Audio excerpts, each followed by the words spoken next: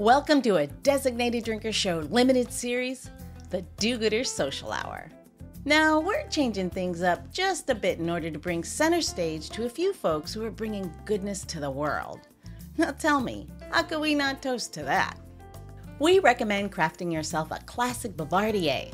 It's a simple but elevated cocktail that will ignite your appetite, so it pairs perfectly with this episode that's all about cooking at the highest level, competing at the highest level, and giving back to those who have served at the highest level. Hello, everyone, and welcome to the show. I am your host, Louise Salas, and today's guest is a fierce competitor who believes either you go big or you go home, which made me wonder about some other fierce competitors who are out there crushing it. And I think you're going to recognize most of these names. So first off, Serena Williams. This tennis titan is widely regarded as one of the greatest tennis players of all time. She has won over 23 Grand Slam single titles and numerous other championships. And obviously, this has made her one badass athlete.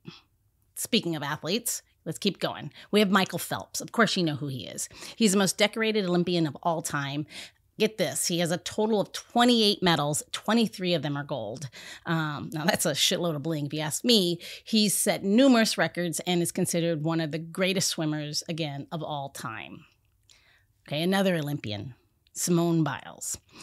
She's truly defies gravity. If you watch her, it's amazing. Any gymnast, I often wonder how that happens. But she has, with 25 world championship medals and 4 Olympic gold, she is the most decorated gymnast, again, in history. And I can't imagine, maybe she could make with all that metal a great suit of armor. I don't know what she'd do with it other than, I guess she just really hangs it up and stares at it daily. I think I would. And last but not least, one more athlete, LeBron James. Now, King James reigns supreme with a trophy cabinet that needs its own zip code, I'm certain.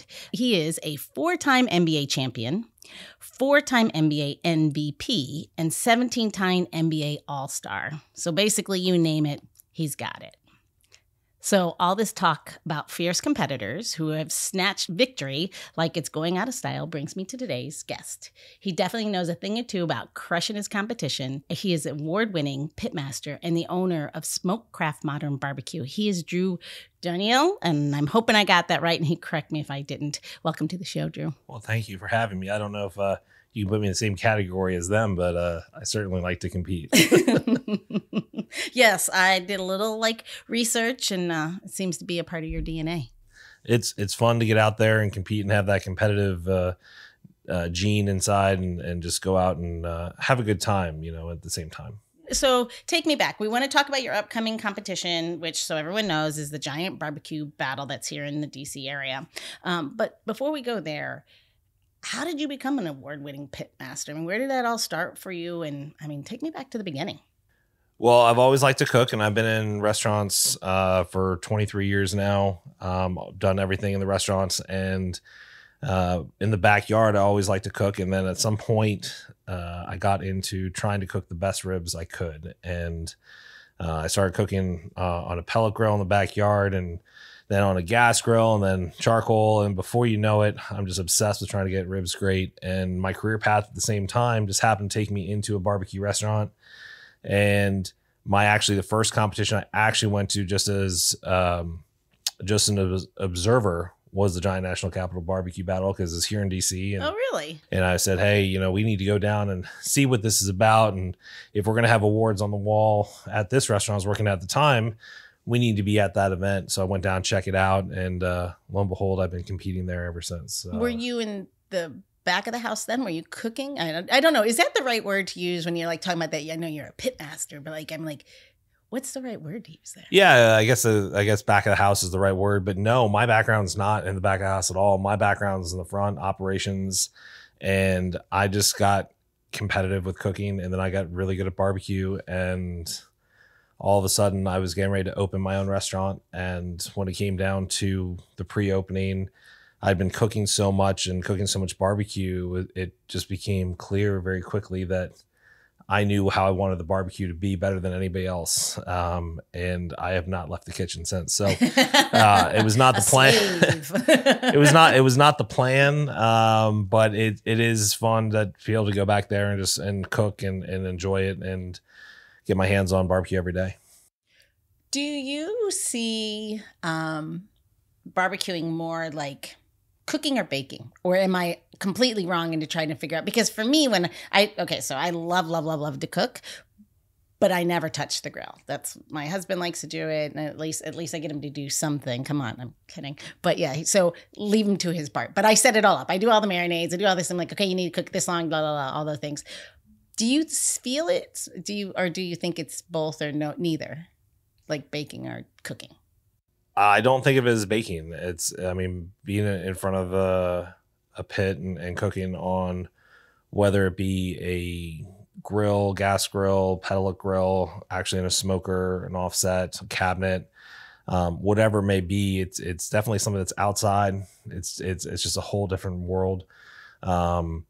I wouldn't consider it baking. We do plenty of. I guess where I'm talking about baking is like, for me, baking is everything's measured. It's like very more science. Yeah. I guess where for me, when I cook, people are like, how much spice you put? I'm like, some of this and some of that. I don't, I know what it is, but I could never give you the measurements. So I just I think there's a lot that goes into in the backyard when you're just cooking barbecue at home and stuff, where a lot of that is unmeasured, fun, go for it. But once you get into competition barbecue, that's where, in my mind, it gets a lot more structured. It's much more regimented. You're looking at very specific things.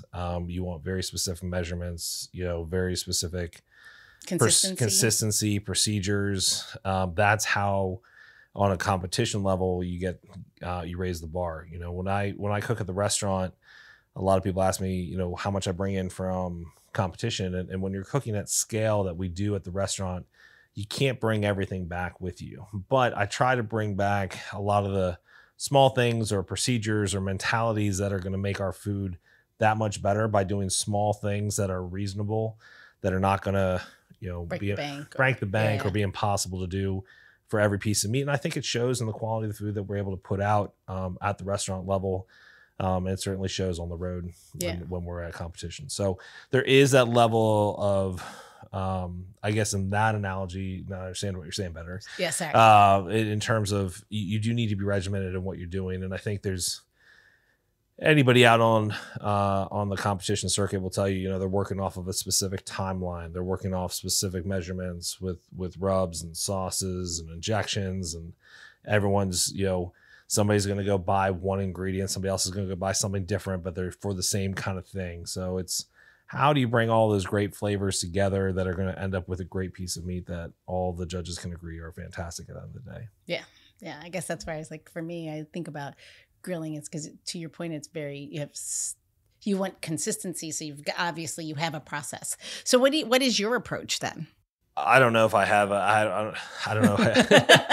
That's hard to I think articulate what my approach is. I think I'm very specific and very meticulous when we're out there competing. It's just, you're in a zone, there's a very specific timeline, there's very specific procedures. But the biggest thing is out there is you got to be able to adapt when things go wrong. It starts pouring rain, the tent blows off. We're having soup. No, I'm kidding. You lose power, you overcook something, 1,000 things can go wrong out on the road. And it's all about how you adapt from what your original plan was. And over time, you kind of gain knowledge of what things are different. For example, when you go out to West Virginia, you're up in the mountains in altitude, and all of a sudden your food's going to cook differently, and temperatures and times that you think you're shooting forward no longer work, where it's totally different when you're cooking 50 feet from a beach in Hawaii. You have totally different. You got to measure the salt then, right? Like not too much salt, because it's all going to blow in from the ocean. It's completely different from place to place. And a lot of times you're taking meticulous notes of where you were, what you did, how did it go, what were the conditions around you. So you can kind of begin to think back and say, okay, what did I change that worked or didn't work? And it's the small things. We made a change last year that we thought would help our pork and make our food more consistent. And all of a sudden our pork score started falling off, and we had to go back a few weeks later and be like, what did we change? Because we didn't change anything big. And when we realized what that small little thing was, we went back and said, you know what, let's go back and see what happens. And all of a sudden we're back in the top 5. It was like, that it's amazing the small things that can drive you crazy. Like, why did something drop off?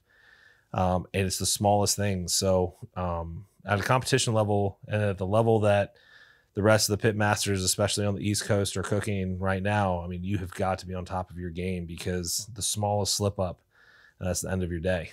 See, Alex, I did tell you he's a fierce competitor. I told you. Just so the rest of you know, if anyone's new to this episode, to the show, Alex is our amazing producer, and she's on the side, and I just love to bring her into the conversation.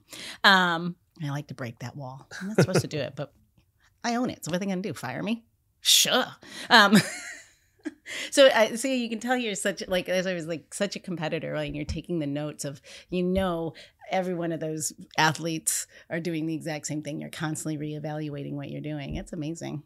You have to. And I think as you continue to improve on various things and see what's working, what's not working, you have to adapt. The whole, it's a whole year of adapting flavors to what's going on. Flavors that worked at the beginning of the year may stop working at the end of the year. Something may have changed in how you're cooking that you don't realize.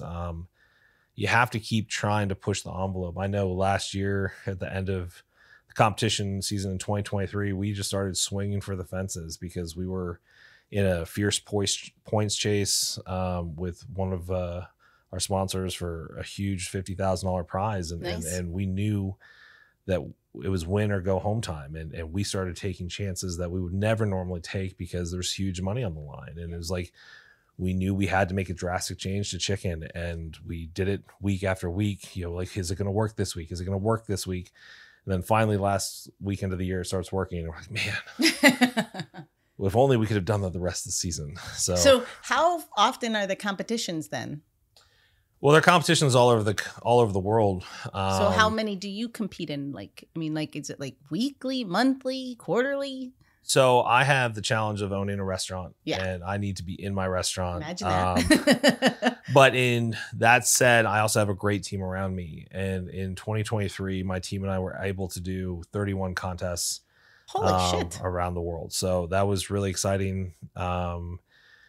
This year in 2024, the plan is somewhere between 24 to 27, so a few less. But we're also tackling, we're able to do that many this year because we're taking on a lot of doubles. So doubles are when we show up. Normally a contest is a Friday, Saturday, and you leave. So you arrive Friday or late Thursday night, Friday morning, cook, turn in Saturday, and then you go home Saturday night. A lot of the events we're doing this year have a Saturday turn-in and a Sunday turn-in. So as soon as we're done Saturday, we clean up, and we immediately relight the fires and start all over again. Wow. And so we go back to back. So this year we have on our calendar 9 doubles, I believe, this season. So that's 18 contests right there. So the number of weekends we're gone is less. So the goal this year was to be gone about once a month, once every 3 weeks from the restaurant. We'll see how it plays out. We say that now, and then what always ends up happening is we have a great season and everything goes well. Come mid-September into early October, we all start really pushing hard because the competition season for Team of the Year ends at the end of October. Gotcha. And so everyone last year to end the year, I competed 11 out of 12 weekends in a row chasing points. So fierce competitor and glutton for punishment. I got a new truck, and at the end of the year, I'd put some serious miles on. I kind of looked at it, I was like, is this still a 2023? I mean, so it's, you get addicted to it. There's a bug, there's something about it. And it's more than just cooking. It's about having, being able to be out there with other people who share the same passion as you do, that you can go and cheer your friends. And we talk a lot about this, how there really is this great camaraderie amongst competitors, and you want to see your friends up there. And last year, at the end of the year, last contest of the competition year, we're neck and neck with a team from another team from Virginia, Optimus Swine 757 out of Williamsburg, just north of Williamsburg, and we were 1-2 in ribs going into the very last contest. And we sit there in the last contest, we heard our name fourth. And I'm like, we haven't heard him yet. We haven't heard. Cross your fingers, cross your fingers. And it comes down to it. And he won ribs on the last day to take Team of the Year away from us. And, you can't go up. You just got to go up to him and be like, man, what a great run this was. We're back and forth for weeks, chasing, going after it. And congratulations to him for making it happen. So it was, that's what it's about, being able to go up and like give your competitor a hug at the end of it. I think it's a very different. Yeah, I think that you don't want barbecues. You want people. I feel like the community that barbecue curates and brings together. It's people who are just laid back and chill and really solve the earth people who just want to go out, have a good time, cook some good food, and at the end of the day, we want to give you all each other a pat on the back. And look, everybody out there wants to win.